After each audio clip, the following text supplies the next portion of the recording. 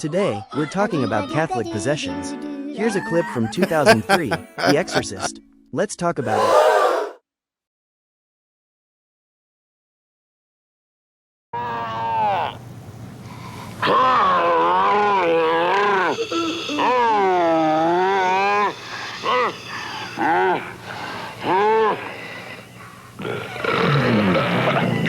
See the cross of the Lord. Begone, you hostile powers. O Lord, hear my prayer. Let my cry come unto thee. The Lord be with you. Also with you.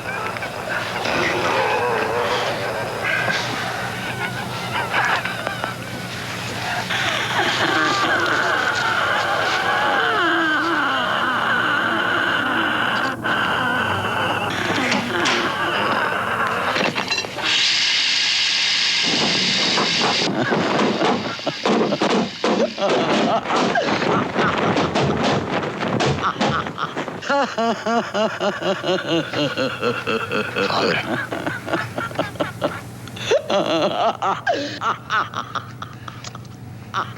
The evil that brought about The Exorcist. I have had some personal encounters to know that movie is real. That was based on a true story. Yeah, I've only seen that movie one time in my life Girl. at the age of 19. Mhm. And before I even thought about seeing it, my mom told me. She told me when I was young, she said, do not watch that movie. And I didn't. I waited till I was 19 over a friend's house and it was on. We're like, let's watch it. And I was up for 2 weeks.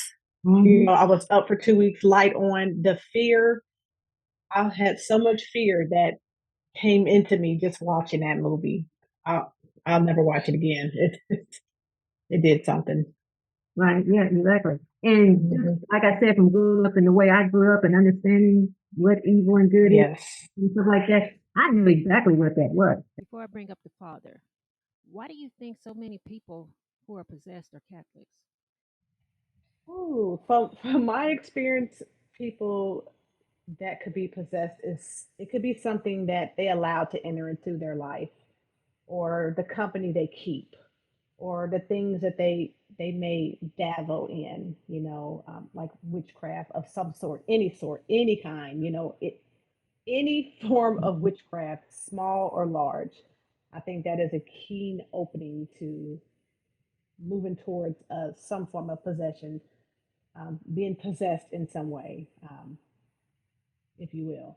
But that's kind of how I see it. Let's hear what the father has to say.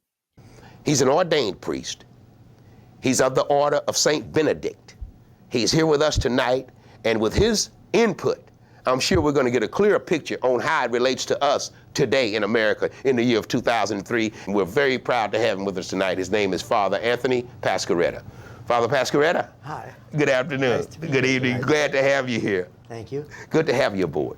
You know what we're talking about tonight? We're talking about evil. Evil. And Yes, that's sir. very prominent today. And if anybody would know, you Very would. proud of it You're a today. priest now. And, and we talked about how exorcisms work, Father.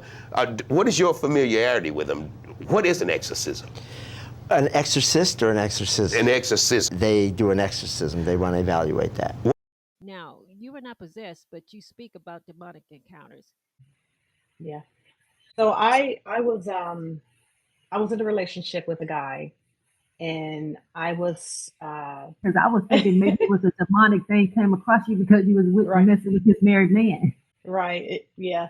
No, he wasn't married. It can sound confusing. So basically, how I start the book, basically saying is I was in a relationship with a man who was not my husband, but he's someone else's husband. Meaning, Right. meaning this was a this was a single man. He's single, I'm single, but I wasn't married to this man, and I was having sexual relationships with him.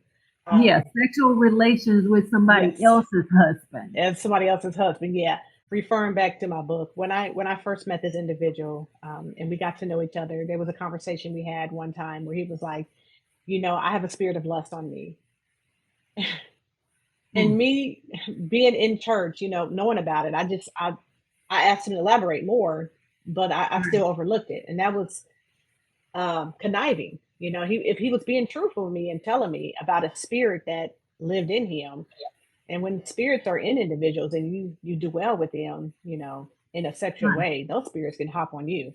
And that's exactly what happened.